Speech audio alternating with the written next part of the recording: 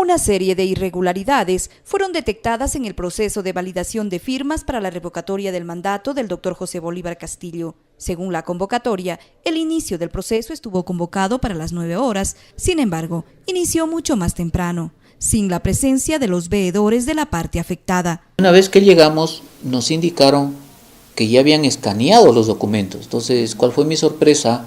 Que el día anterior había solicitado o había estado revisando en internet cómo era el proceso de una verificación de firmas, y ahí decía pues que se tiene que asistir desde el primer momento, desde el escaneo. ¿Cuál es la sorpresa? Que llegamos y todos los documentos habían estado ya escaneados.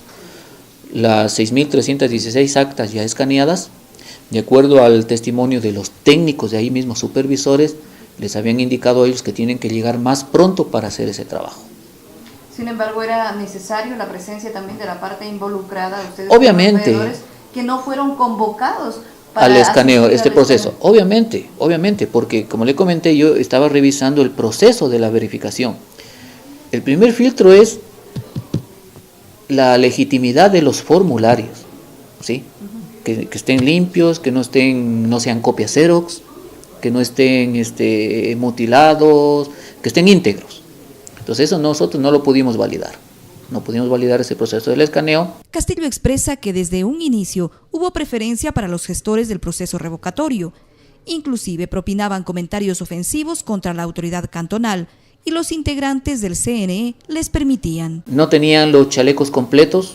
Ellos, como estaban 5, les dieron a ellos los 5 chalecos y bueno, y todos los privilegios y tenían ellos. La parte que promueve la revocatoria, ellos les daban pues el privilegio, nosotros pues nos daban lo que quedaba. Les permitieron, por ejemplo, al inicio de la reunión, la señora con este señor Loján se pusieron a hablar delante del director de organizaciones políticas, desprestigiándolo al alcalde, que es un viejo decrépito, demente, que ya está con más de 73 años, que ya está viejo. O sea, imagínense hasta dónde, cuando se les acaba el discurso, comienza el insulto. Y luego, es tan raro que en el CNE, que está para otro tipo de cosas, se permitan estas... Se permite este tipo de gente que llegó. Y sobre todo que se den este tipo de manifestaciones. Exactamente, en ese lugar propicio que se den este tipo de manifestaciones. Los errores fueron numerosos, a tal punto que muchos nombres no coincidían.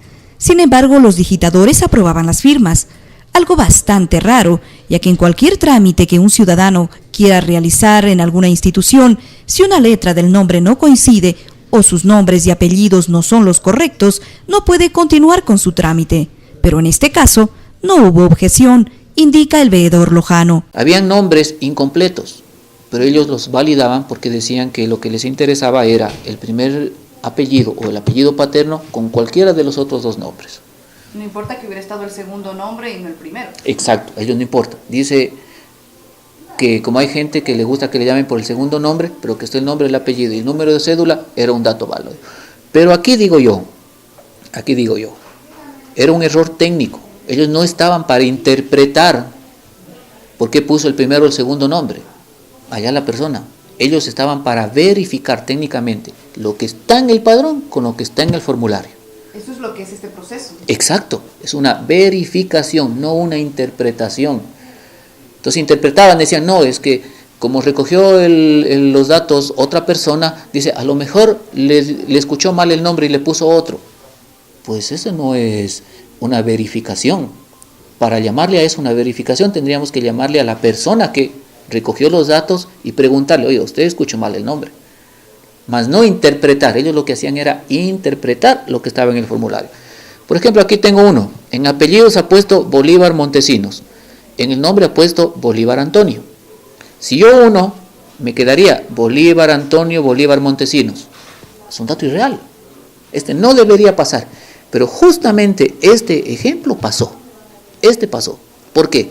Porque ellos le hacían válido, donde decía apellidos, Bolívar Montesinos, pasó. Porque el número de cédula era el mismo y el primer nombre y el primer apellido era el mismo, pasó. Habían otros datos, como por ejemplo, dice Sánchez Bustos Emilio Manuel. Ellos interpretaban, porque en el padrón salía Sánchez Bustos Emilio José, y ellos interpretaban que el que escribió los datos escuchó mal, entonces no, es ese mismo, pasémoslo. Pero en otro tipo de situaciones, si usted va llevando un documento en el que si usted es, qué sé yo, Bolívar Manuel, y usted lleva un documento que dice Bolívar Miguel, ¿no es usted? No, claro, simplemente no pasa y listo, así de sencillo. Así de sencillo, pero aquí pasaron todos esos datos.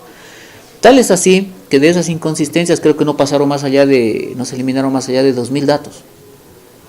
Luego está la parte si pertenece o no al padrón cantonal.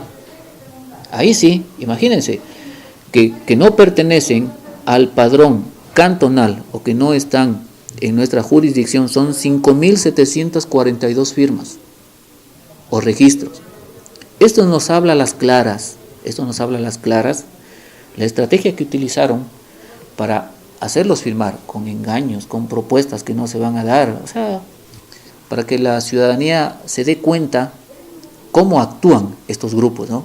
O sea, cómo se confabulan. Cabe indicar que al inicio del proceso de verificación de firmas se explicó los parámetros que se debían cumplir para determinar la veracidad de las mismas. Sin embargo, no se cumplieron. Si bien es cierto, todos los demás filtros se eliminaron firmas o registros y para los últimos dos filtros que eran las firmas y los repetidos llegaron 37.000 registros. De estos 37.000 registros, para valorar las firmas, se tenía que tomar en cuenta 3 características técnicas. Primero, la proporcionalidad que tiene uno cuando realiza una firma. Segundo, la similitud, que sean similares. Y tercero, que sea la originalidad, ¿sí? O sea, cuando uno firma, sabe cómo lo hace. En cambio, había muchas firmas que a las claras se notaba que eran falsificadas o que habían intentado hacerlas similares. Y tenían muchos, como que habían firmado así nerviosamente, ¿sí? Entonces, esto yo no soy un experto grafólogo ni cosa por el estilo.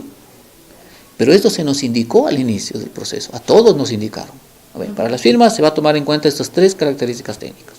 Perfecto, las aceptamos, hay que se tomen en cuenta porque es lo normal y eso es lo que dijo el especialista, el grafólogo, ingeniero Gonzalo Hernández. Pero sucede que los 80 operadores técnicos no todos estaban utilizando los 3 criterios técnicos para aceptarlas a las firmas o enviarlas a firma dudosa. E inclusive por el tiempo, por lo que estaban cansados. Fue una jornada larga. Exacto, fue una jornada larga, continua. Ya era 5 o 6 de la tarde, que se empezó, 4:30, 5 se empezó la parte de las firmas. Más de 37.000 firmas, vean, desde las 4:30 de la tarde. Revisar, si dividimos 37.000 firmas para 80 operadores, por lo menos cada operador tenía que verificar 300 firmas.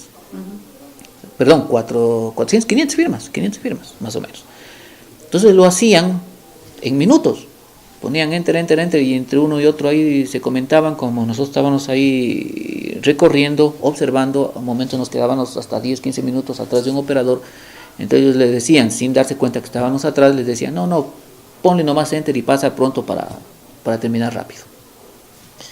Entonces, sin mayor criterio técnico. Hay que notar que este proceso de verificación de firmas por el CNE ha marcado récord, a tal punto que en un solo día se realizó cada uno de los procedimientos, mientras que en otros casos toman semanas. Son los errores que se cometieron, y sin embargo muchos dicen que acá nosotros estamos inventándonos y estamos elevando calumnias hacia el CNE. No, son errores que se cometieron y que se tienen que corregir, y nosotros estamos en el justo derecho de hacer ese reclamo, y de que por lo menos 25.400 firmas que entraron en el último filtro, esas tienen que volverse a revisar, tienen que pasar a firma dudosa. Yo participé de 12.500 firmas dudosas, las que pasaron, casi 13.000, eran más de 12.500. De ahí solo pasaron 3.500, para tener ya una idea, una estadística más o menos. Por eso aquí miren, firmas rechazadas dice 6.463, ¿sí? Dice ahí rechazadas, sin tomar en cuenta los otros aspectos. Entonces, de esas se rechazaron prácticamente la mitad, ¿sí? Ahora, de las 25.000 que entren todas a firma dudosa, ¿cuántas se podrían rechazar? porque el levantamiento de información de estas firmas no estuvo bien. Los técnicos de ahí nos supieron manifestar que Cuenca ha llevado hace unas semanas atrás más de 120.000 firmas o más de 120.000 formularios. Y ellos en esos 120.000 se han demorado 3 semanas en validar. 3 semanas. Por todas estas inconsistencias, el alcalde de Loja presentó la impugnación al conteo de firmas,